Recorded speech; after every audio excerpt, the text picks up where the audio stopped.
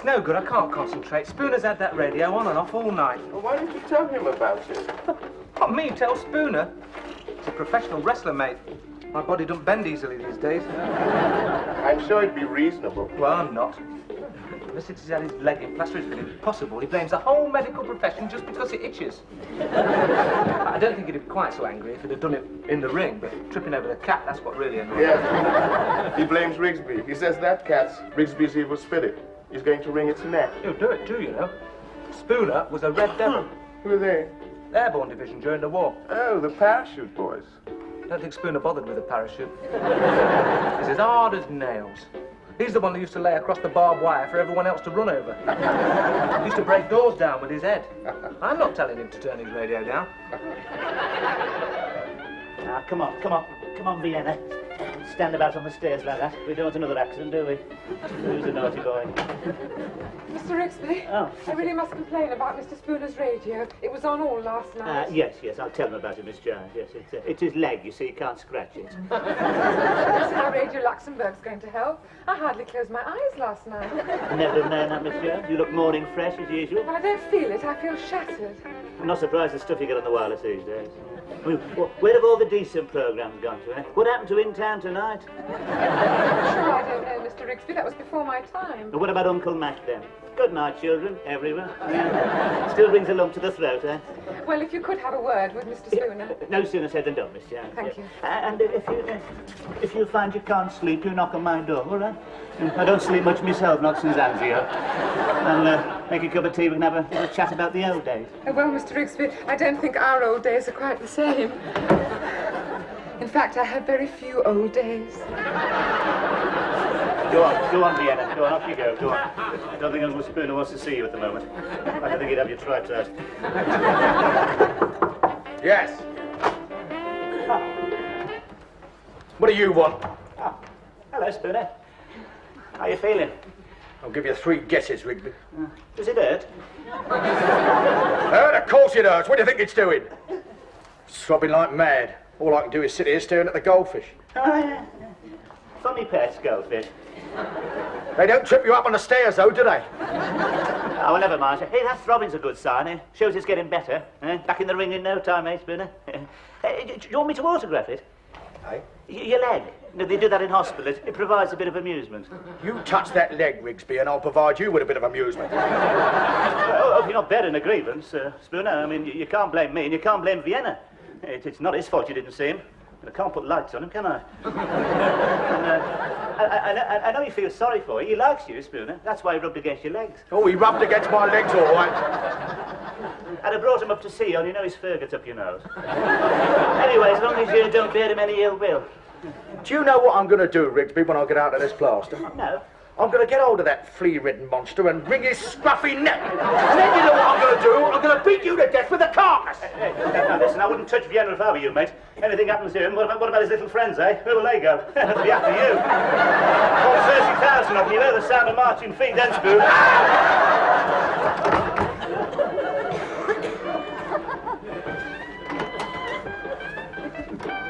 Hey, you. When are you going to tell Spooner about that radio? No. You must make allowances. The man's suffering. So are we. You've got to at least tell him to turn it down. You know your trouble, don't you? You never stop complaining. Nothing suits you. The room doesn't suit you. The furniture doesn't suit you. What furniture? What do you expect for the money you pay? G-Plan? I suppose you like lights shining through polystyrene, eh? Occasional coffee tables, no drapes. Settle for a few cushions. Cushions? You won't be satisfied. This place looks like the inside of a Turkish brothel. If I'd have put any more furniture in here, you'd been overcrowded. And whose fault's that? Exactly. Well, of course, I know tensions must arise. Up here, under the circumstances, of course. What circumstances? Well, nerves about to get taut, aren't they? You know, different ethnic groups, alien cultures. Do you mean because I'm black, Rigsby? Did I say that? Did that word pass my lips? Oh, no. I know we have to be very careful these days, don't we? Look what happened to Enid Blyton. What's Enid Blyton got to do with it? She got into trouble because Noddy didn't like Gollywog. Are you talking about me? No, I'm talking about Enid Blyton. But we get on perfectly well, thank you very much. Good, because if there's any trouble, you be the one to go. He's fireproof. Victimised minority. He's got rights. What about my rights? You haven't got any. My father told me when he brought me up here that you'd take advantage of my good nature. Oh, yes, I remember him. Yes, he was the one who kept jumping up and down, see if the floor creaked. Ended up with his foot through the plaster. Yes, I remember him. He didn't like this place either, I suppose. He didn't say anything. Oh, I know the type. Hey, listen, you should have seen some of the billets I was in during the war, mate. Turn your stomach over. Look, he was in the war. Oh, yeah? What was he in? The Royal Air Force. Oh, blue cream boy. He's bald. Yeah, they would have showered that lot. Fought the war in carpet slippers. But my father didn't.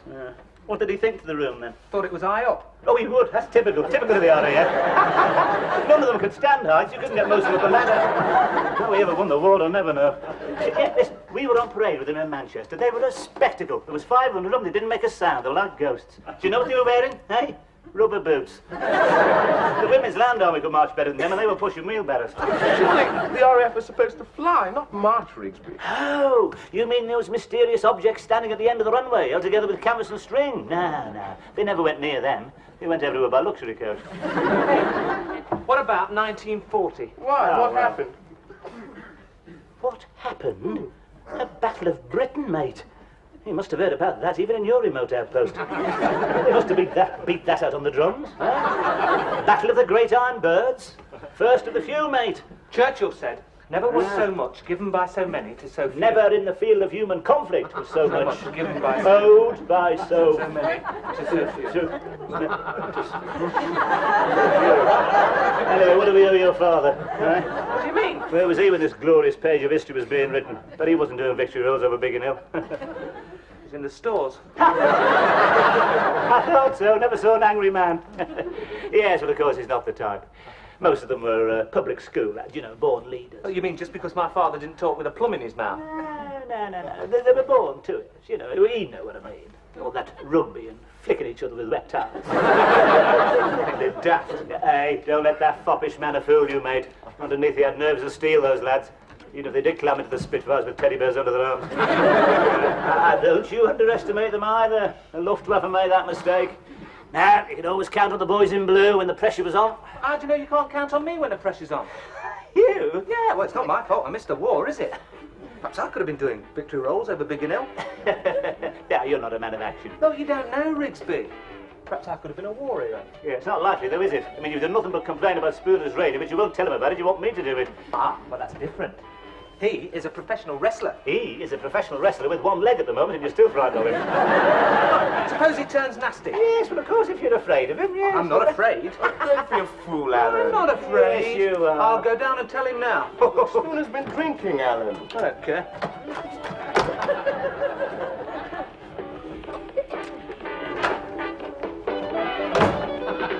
Hello, Spooner. What do you want? How's your leg? I've been looking at it. I think they've turned it the wrong way. I'll end up walking like a penguin. But I shouldn't worry about it, Spooner. They know what they're doing. Spooner, about that transistor. What about it? Can I borrow it? No. It's all I've got, that and the gold. Remember, you were a red devil. Well, that was a long time ago. I get dizzy stepping off a pavement nowadays. How many jumps have you had? Eh? Oh, 56. Crikey. Yeah, I could come right down for 3,000 feet and land on a sixpence. One mistake and they'd be scraping you off the tarmac like strawberry jam. And in all that time, I never so much as twisted my ankle. I was taught to fall, you see. Came down those stairs like a sack of potatoes, didn't you? Well, I wasn't expecting it, was I? That mangy cat. I think Rigsby taught him to do that, you know. Well, I mean, if you want any help, Spooner, you know, like peeling your spuds, getting your medicine, all that. Yeah, well, thanks very much, Alan. You know, you're the only one round here that's shown any sympathy. Well, I like that. I mean, I can't ignore human suffering. See these hands? Trained to heal. I have this marvellous soothing quality. It's amazing how quiet people become when I get near the bed. How did that? And it only just stopped throbbing and all. I thought you said your hands were trained to heal. Well, they are. Well, these hands have been trained to kill. Now get out of here before I start using them. Look at this, Spooner. 15 stone wrestler, you behave like a baby. You know what you are? Hey, you know what you are? A fake. A fake? Yeah. I always thought wrestling was fixed.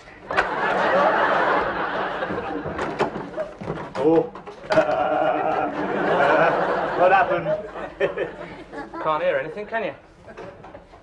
What do you mean you told him? You're very pale. Usually am when I'm angry. Oh, I don't believe it. Don't let this foppish manner fool you, Rigsby. Underneath there are nerves of steel. I could have been up there. Over the Weald of Kent. A couple of 109s before breakfast. I looked him straight in the eye and told him it was a fake. You said that to Spooner. I can't believe it. Did you really say that? Yep. I didn't know you had the nerve. Ah. It's at times like this, Philip, when we realise what we're really made of. What's that? It's Spooner. He's coming for me. It stopped. Oh, don't let him get me, Philip. Don't let him get me.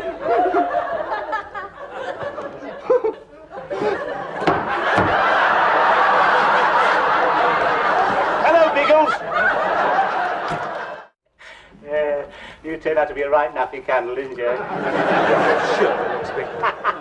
Mind, I'm not surprised. I saw them go like that in the war. You know, all talk till the first sign of danger, then they fell apart. You'd have been one of the first to crack. What about you, Rigsby? Why don't you tell Spooner? Me? I'm not complaining. A little bit of music doesn't worry me. You won't go because Spooner threatened to wring your neck.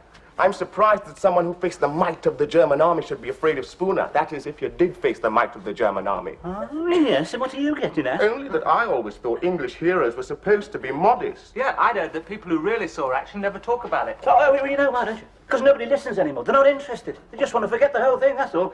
Yeah, just a couple of poppies on Armistice Day, that's about it. Yeah, the parades get shorter every year. They can't even be bothered to keep quiet for the 2-minute silence now. They'd rather hold a pop festival any day. Do you know, I often wonder what we saved this country for, you know. Hey, what happened to all the old traditions, eh? What happened to good old British grit? I think you're sweeping most of it under the carpet. Listen, mate, I was one of the first. I was there. I didn't take any notice of old Chamberlain, you know. In my hand, I have a piece of paper. We all knew what he could do with that. And I saw action, too. Don't you make it... Now, look, if you don't believe me, mate, what about this? What do you think? What do you think this is? Looks like your nipple. No. Sorry, it's the wrong side. Here. You think that is? That's your other nipple. No. Here. Shrapnel, mate. If that moves another inch, I'll be the last casualty of World War II. Oh, shit. Now, here's somebody who knows what it was like to go without during the war. No orange juice for you, was there, Miss Jones? Well, I was very small. Yes. I was only a baby. Well, you must remember it, though. You know, ration books, gas masks, yes, Potato Pete, Dr. Carrot, Victory Pie. No, I don't remember. I mean, I was still in my prime. Yes, but it was the People's War, though, wasn't it, Miss Jones? I mean, everyone suffered. Well, it was some years before I saw a banana. Yes, there you are, you see. And Mother always insisted that we were machine gunned coming from the vicarage. She was pushing me in my pram, and this Messerschmitt dived very low. She saw the pilot quite clearly. In fact, she swore it was somebody she'd met in Germany before the war. What she must have said to him to make him go to those lengths, I can't imagine. There you are. What do you think of that, eh? Miss Jones even defied the Luftwaffe for my pram. That's what it was like in those days, mate. Blood, sweat, tears, sacrifice. You lot don't know you're born. Well, it's not my fault I was born too late, is it? I mean, I could have made sacrifices. You make some... You fly into a tantrum if you have to go without your puffed rice. Sacrifice? You couldn't have made it. Your hair's too long. You eat too many sticky sweets. No, you know your trouble? You never did your national service. So what? So what? You could have seen the world, lad. Could have had your own Bren gun carrier at 18, a good bunch of mates. You wouldn't have been frightened of Spooner. Oh, that's what I really came up about. We really must do something about Mr. Spooner. Yes. There was no good asking him, Miss Jones. He came back terrified. I wouldn't say that. He's right, Philip. Of course I'm right. Who has to get the spiders out the bath for him? I do. It's true. Okay, I'm a physical coward. I don't mind admitting it. The same when I was at home. All the dogs in the street used to bark at me. Even ours. There are different kinds of courage, Alan. I mean, we wouldn't like to go into a ward full of smallpox. Neither would I. It was all a long time ago. You don't want to listen to Rigsby's stories. I mean, how do we know what really happened? I beg, are you calling me a liar? All I'm saying is that the memory can sometimes play tricks. We see whose memory can play tricks, mate. Just you wait here a minute. Just you wait a minute. Now we're in for it. What do you mean? He'll be bringing up his burnished shell cases. And his letter from Monty. He'll be fighting World War II all over the house again, shouting at us in German and kicking the door down and telling us all those ridiculous stories. How he knocked out a German machine gun nest with an empty beer bottle. He never shuts up about it all. Now then, I'll show you a thing or two. What's that? Yes, evidence, mate. Mementos of 5 years of conflict. Well, I can't stay, Mr. Rigsby. I really only came up to complain about Mr. Spooner. Yes, of course, Madrid. Yes, I'm getting round to it. You know how hasty he can be. Spooner was a red devil. But were they on our side? We were never quite certain. Well, I'll certainly tell him, Miss Jones. After all, I know it is my job. Would you, Mr. Rigsby? I'd be very grateful. You going? Excuse me. Philip, can we come outside for a moment? My front tire needs pumping up. It's gone flat again.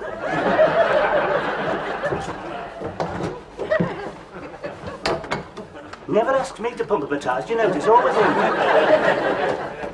I don't know. Well, at least I thought she'd be interested in these.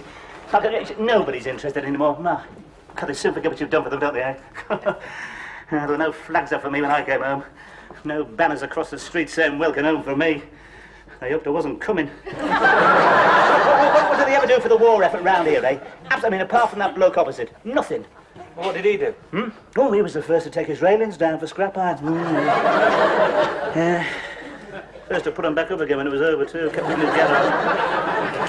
What's this? Oh, then. SS dagger. Sharp, isn't it? How many throats did that slit on the night of the long knives, I wonder? You see, you're not used to cold steel. It's always electric shaving. Oh, God, he started to sing now. I suppose I better go and tell him. I did promise her. You could do yourself a bit of good as well. She did say she'd be grateful. Yeah. What if he turns nasty, though? Show him what you're made of. Well, me to be all over the floor. You're not frightened of him, are you, Rigsby? No, Well, just because he was a red devil? Well, it was a long time ago, you know. You've got nothing to worry about. Well, you do want to win her respect, don't you? Well, yes, of course.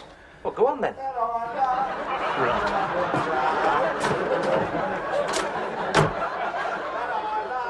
London town. Get off me, Baron, and I love London town. Spooner, you know you can hear your voice all along the hall. What about it? You know, fantastic the way it carries, you know. I thought you'd come in to complain about it. Complain? No, of course not, Spooner. No, what gave you that idea? Last fella that complained about it, I snapped him like a twig. Like a twig, eh, Spooner? He said I sang flat. You don't think I sing flat, do you, Rigsby? No, spot on. You've got a lovely voice. I'm glad about that, because I'm in a nasty mood.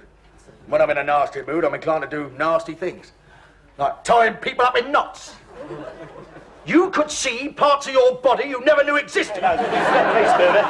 Now, I saw action, you know. Seen as much action as you have, mate. Where were you when the bullets were flying? Floating around the heavens like a bloody mushroom. And don't let me have to tell you again. That's the last time, all right? Now, you keep that radio down, because you don't frighten me, Spooner. I don't know the meaning of the word, all right?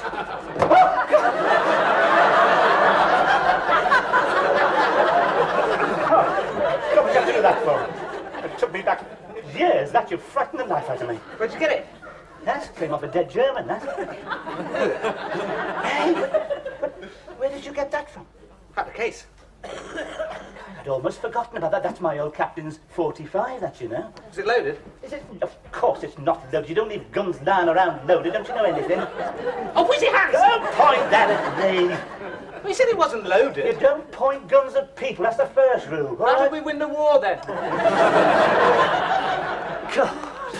Handle these things with respect, mate. Look at that action, eh? It's as smooth as the day it was made. Look at that.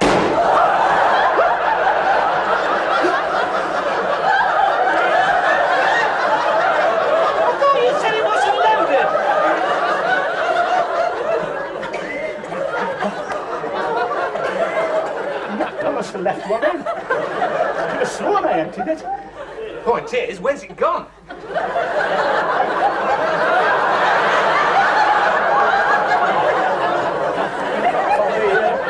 Follow the line of flight.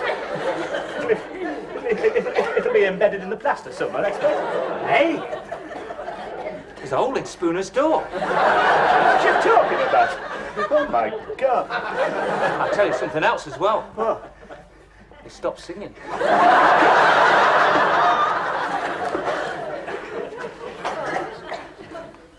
Spooner. Spooner. Hey. Hey. Spoon. I've shot him. Are you sure? Oh, gotta know a dead man with a sea with no doubt.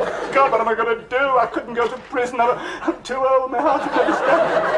I'm surprisingly calm under the circumstances. I thought he'd be more upset. You should have been where Spooner was.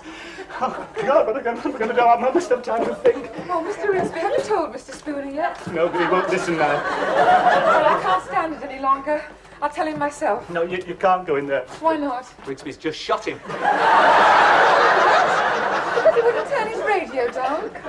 Wasn't that rather drastic? Sorry, I didn't mean to do it, Miss Jones. It was an accident. I didn't do it on purpose. I could never hit a barn door. Well, you said you were trained to kill. Whose side are you on? Should we look at him or something? Oh, no, I couldn't go in. I never could stand the sight of blood. You go. Oh, God, Spoon. And he was so alive just a minute ago. Hey,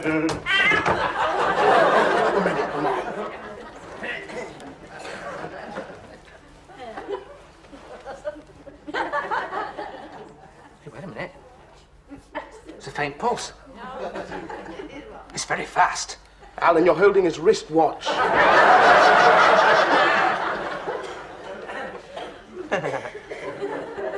Oh, I can't find it. Have you got a mirror? This is no time to be thinking about your appearance, Alan. Poor Mr. Spooner, we were so unkind to him. Can't you do anything? It's too late now. Death has cheated me again. Poor old Spooner.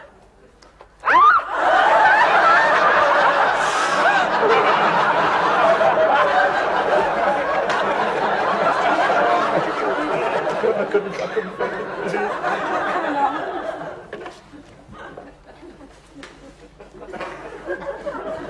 Oh, my God. Oh, Spoon. He doesn't look too bad under the circumstances. Spoon, I'm sorry. I didn't mean it was an accident. I didn't do it on purpose. I promise I'll never do it again. Spoon, what can I say? Just say one last word. Can you ever forgive me, Spooner? No, I can't, Rigby!